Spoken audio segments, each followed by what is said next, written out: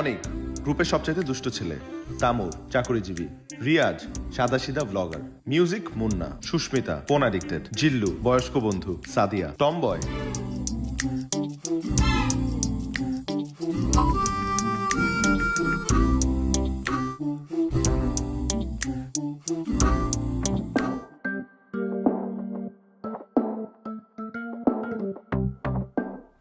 তুই এরকম কাজ করলি? তোর লেগে আরামবাগে দাঁড়ায় থাকতে আমু আরাম হয়ে গেল। ড্রাইভারে খাওয়াইছি চা, হেল্পারে খাওয়াইছি বিস্কুট, খাওয়াই গেলাম মামা আধা ঘন্টা দাঁড়া, তারপরও দাঁড়াইলো কিন্তু তুই আইলি না। তুই আসস নাই, গাড়িটা ছেড়ে দিস। গাইজ ওয়েট তুই বাস মিস করেও আমাদের আগে কেমনে আসলি?